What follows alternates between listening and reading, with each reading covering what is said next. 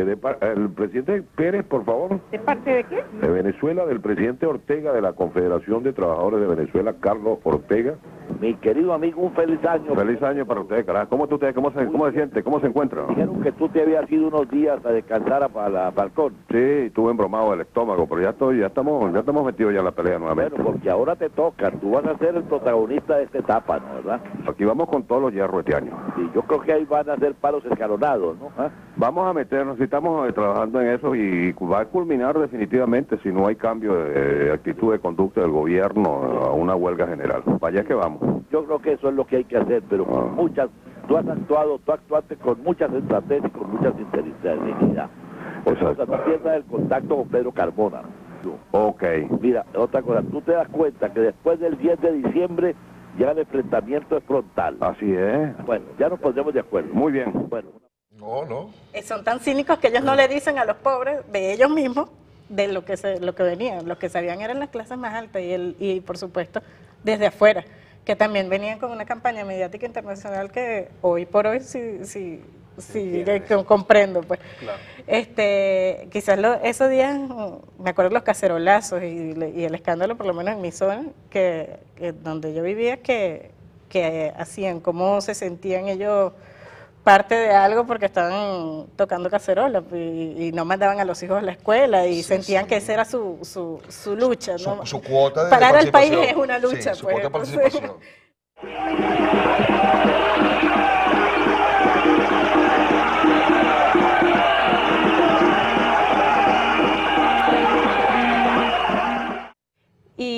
Y recuerdo la atención de quienes sí estaban, por ejemplo, de mi familia, que decía que algo estaba planeándose desde las Fuerzas Armadas y desde el sector económico que ya tenía rato convocando paros, pues. Ahí se da situaciones ciertas, pues que hay que recordar. Sí, los pronunciamientos que se dieron de los levantamientos militares, eso en algunas situaciones se da enfrentamiento con la Policía Metropolitana. Claro. Se dieron enfrentamientos en Caracas con la Policía Metropolitana. Ya era evidente que la policía no tenía control del Estado, o el Estado revolucionario. Sí, ¿quién la tenía, pues? Sí, fue antes del 9 de abril, 10 de 11. Sí, ya sabíamos que la policía estaba dándole golpes, perdigones, lacrimógenas al pueblo. Porque más de una vez estuvimos en la calle en contra de los pronunciamientos, y yo me acuerdo una noche que fue el pronunciamiento no fue el de Soto, fue otro, creo que fue el de Guaycaipuro. Guaycaipuro Alameda. Que estuvimos peleando en la noche frente a Miraflores. Empezamos el conflicto en Navaral y terminamos en Miraflores. Eso fue en la noche y la Policía Metropolitana lagrimógena con nosotros, pues. Y lo que decía Luis, de que los estudiantes, yo me acuerdo que no hacía mucho la toma de la universidad, compañeros que participaron ahí, nosotros éramos en los medios, marchamos pero en los medios, con la gente del M28, de Utopía, de la que el movimiento era la GIR, Rebelión, compañeros de algunos colectivos de la universidad, para ese momento también estaban poniendo su voz, alzando la voz pues, en contra de eso. Nos encontramos en algún espacio y peleamos. Por eso decía que hay cosas que se venían dando evidentes para el pueblo, porque era que estaba recibiendo un embate de la derecha fascista internacional, tipo son fascistas. Claro. Sí, la cara de las personas, si ponemos a ver lo que fue el 9, el 10, la cara es de odio al pueblo. Si el odio a los negros, a los desdientados. Por ejemplo, allí, Jafar, era importante, nosotros en su momento, habíamos dentro del movimiento y algunos compañeros que tenían una avanzada de conocimientos, pues, y que nos estaban orientando en nuestro proceso de formación, nos indicaban, pues, y nos orientaban con algún tipo de lectura o algún tipo de material. Y yo recuerdo que ellos nos mencionaban en esos momentos la situación de Salvador Allende el 11 de septiembre de 1973 y vinculaba mucho, y uno viendo después esos materiales, ¿sabes? Uno dice, mira, todo es un plan, ¿no? Y realmente todo eso está articulado a una lucha, pues una lucha que se le quiso decir aquí más bonita como la polarización del pueblo, ¿no? Y obviamente eso es una lucha obvia de clase o de nosotros contra el poder pues económico constituido imperial. Y en ese sentido, toda esa estrategia de atropellos, ¿no?, vinculada a lo económico, vinculada a la represión. Nosotros nos decían mucho en los medios regionales, recuerdo, el autobús del terror a los estudiantes, porque siempre logramos tomar unos autobuses, pues, y manteníamos, obviamente, movilizándonos constantemente en todos los puntos, y nos vinculaban a círculos del terror, como en aquel momento los círculos bolivarianos. En la sede de PDVSA en Chuao, aquí en Caracas, se produjeron manifestaciones violentas en las que venezolanos se fueron a los golpes, hubo heridos, los cuerpos de seguridad tuvieron que actuar. Frente a la sede de PDVSA Chuao, en horas de la mañana se podía evidenciar absoluta tranquilidad. Llegadas las horas de la tarde ya se comienzan a ver los primeros representantes de los círculos bolivarianos. En principio se mantenían tranquilos, incluso hasta preocupados por la basura que podían dejar en las calles. Para este martes a las 4 de la tarde, los trabajadores de la nómina mayor habían pautado reunirse frente a la sede de PDVSA Chuao. Y es entonces cuando comienzan las agresiones.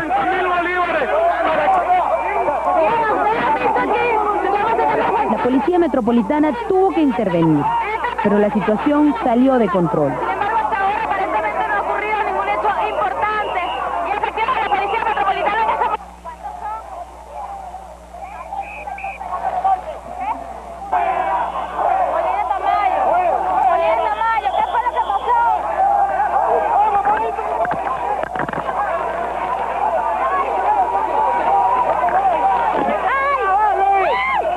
Hasta un símbolo patrio sirvió de arma para ambos bandos. Tenían mucha fuerza y bueno, nosotros nos vinculaban como grupos de choques armados. Eran los estudiantes del mal. Los estudiantes del mal, no, bueno, el autobús del terror. Y nosotros sí, obviamente. ¿Qué manejaba Marta Colomina? Nos sacaban y nosotros, oye, somos famosos en todos los medios. Era ir a las comunidades a movilizar, pues a nuestro pueblo a dar la lucha. Luis, y el 10. El 10 fue para muchos, como los camarógrafos, para mucha gente, como el día de suspenso de la preparación del 11, porque la convocatoria mediática mundial convocó esa movilización del 11 por todos lados.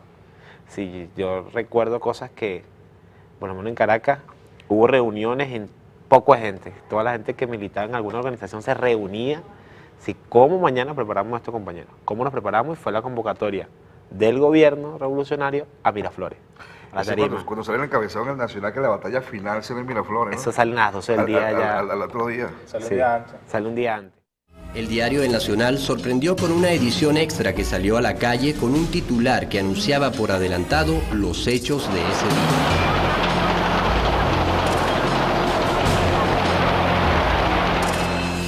Por su parte, al canal privado Venevisión llega una noticia de gran importancia.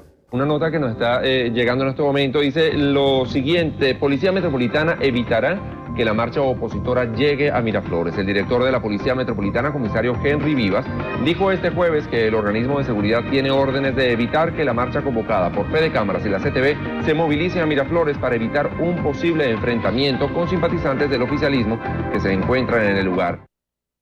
Eso determina, porque nosotros también, como pueblo revolucionario, nosotros tampoco somos tontos aquí. Aquí somos un pueblo libertario, venimos de luchas ancestrales, que no vamos a entregar nada.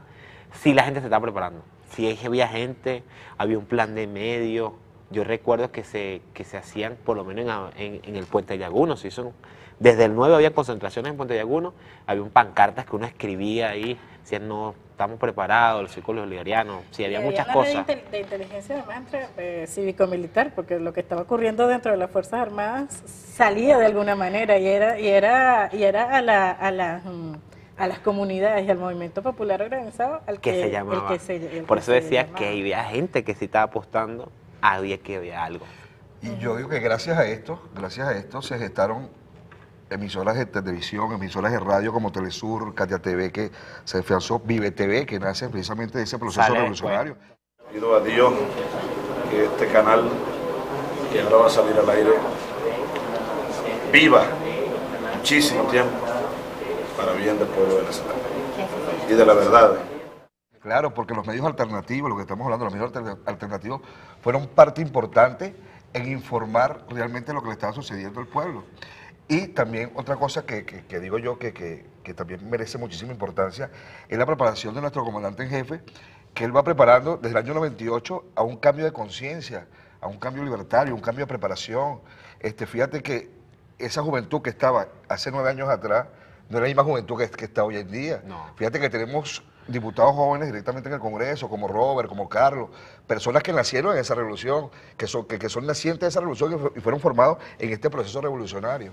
Entonces, volviendo un poco a lo que tú estabas hablando, que de Chile, yo digo que es el mismo plan y el mismo libreto, ¿no? Lo que sucedió en Chile, lo que pasó en Honduras, tal vez lo que está sucediendo ahorita en Libia, son los medios de comunicación de alcance internacional, lo que se hace en la tarea de malinformar a un pueblo y al mundo entero de lo que realmente está sucediendo internamente en ese país, que fue lo que sucedió acá, que decían que los muertos obviamente que los muertos fueron de ambos lados, y es lamentable que hayan muerto en este tipo de cosas, porque hay que decirlo, pero decían que los malos éramos los que estábamos arriba y los buenos eran los que estaban abajo. Resulta que se descubrió mucho tiempo después, junto con el camarada Ángel Palacio, que hizo un video muy bueno desde el Puente de Yaguno, donde se descubre realmente todo lo que sucede, que fue una masacre. Yesenia Fuentes se encontraba junto a su esposo e hijo cuando recibe un impacto de bala en la cara. Su marido recibe otro en la pierna. Es cuando siento el golpe en la cara y pensé que era una pedrada, me dieron desde allá. Desde allá.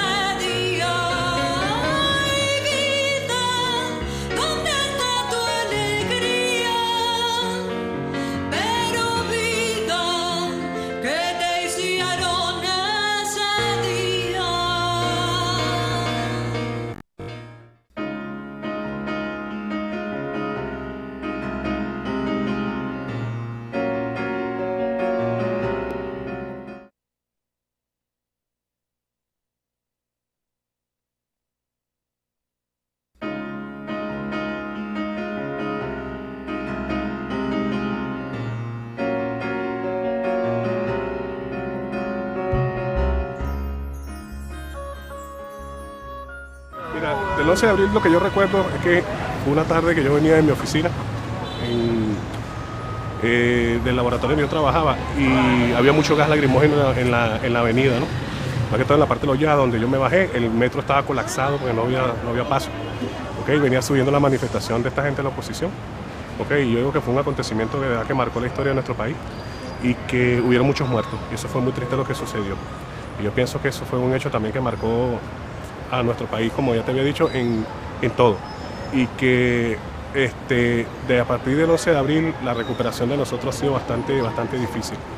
Murieron muchos hermanos venezolanos, ¿okay? Que no tuvo que ver, nunca sucedido ese acontecimiento, ¿no?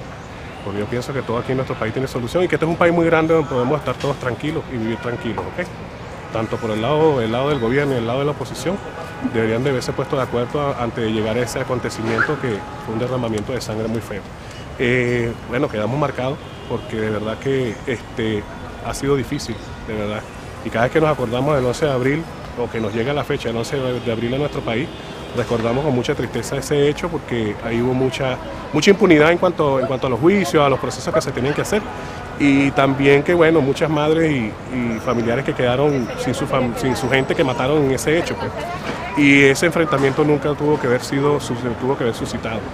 Siempre lo voy a recordar. De hecho, estoy esperando que llegue la fecha a ver qué puedo leer o que se puede enterar uno más de lo que ha sucedido. Y bueno, mira, como venezolano de este país de muchos años, puedo decir que eso nunca debería de volver a suceder.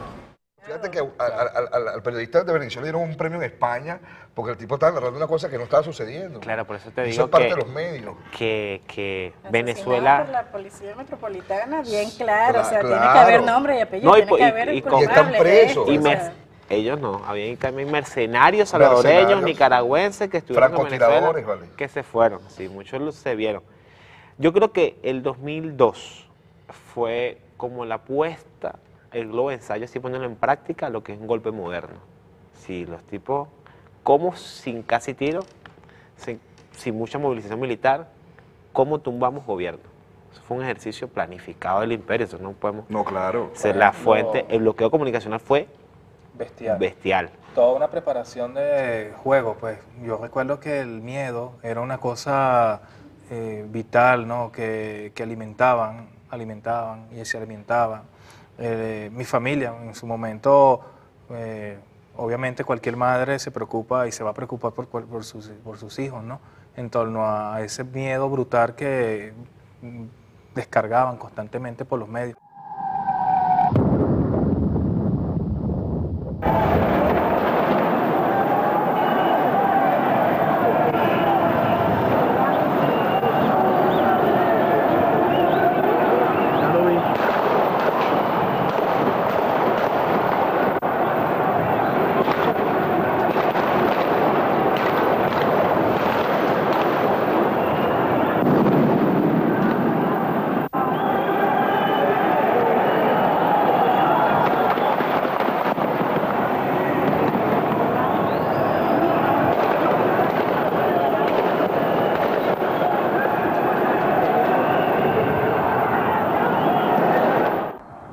Ahí están ustedes observando cómo llegan los heridos de bala a Miraflores, que parece que lo tenían previsto. Lo tenían absolutamente previsto porque fíjense que habían armado hasta un pequeño hospital de campaña en Miraflores. Estaban atendiendo, como ustedes han visto en el transcurso de esta tarde, a los heridos de bala, víctimas de miembros armados del MBR y de los círculos bolivarianos. Y esto ya no deja de ser una especulación de los periodistas o una especulación de la gente. Ustedes acaban de ver las imágenes de miembros del MBR con franelas del MBR disparando armas automáticas, descargando las armas, volviéndolas a cargar y repitiendo esta acción una y otra vez contra manifestantes indefensos que iban circulando por la avenida Baral.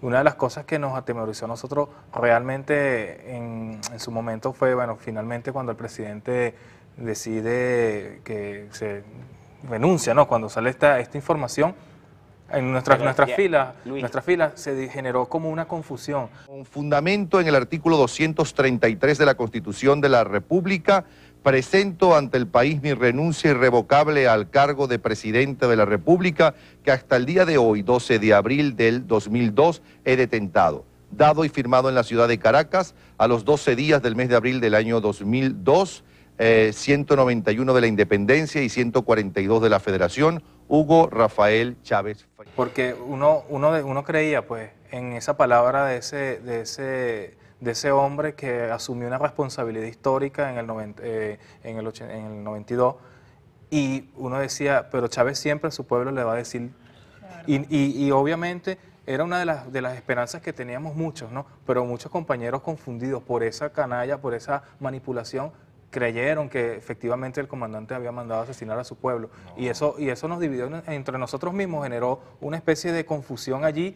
Y algunos decían, pero Chávez tiene que salir a decirnos que se va. Si él sale que se va, bueno, tal vez las condiciones, pero había una incertidumbre en ese momento de rumbo, ¿no? Que no del 11, pero yo creo que fueron cosas importantes. El 11, sí, el encuentro del pueblo con el fascismo fue sabroso.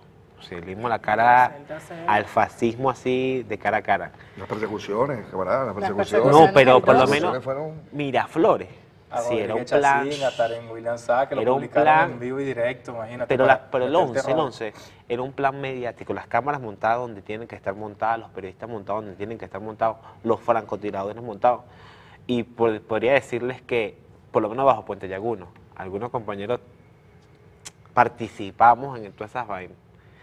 Porque éramos activistas políticos, como Canocoba, nosotros estábamos con una cámara y también hacíamos otras cosas más, claro. Hacíamos teatro y cosas y teníamos que defender el proceso. Ahí yo vi mucha gente peleando, que son héroes anónimos, que es lo que le decíamos ahora. Sí, gente que eran del círculo bolivariano, que eran de una comunidad, hasta gente que el amor en su efecto, en su juventud, estuvieron desviaciones, que además somos pobres, no lo llamaba, bueno, mira, pana, aquí van a tumbar el presidente, vámonos para Miraflores. Y un poco de gente estaba en Miraflores. que fue gente que estaba peleando debajo del puente Yaguno, que estuvo peleando por las calles adyacentes.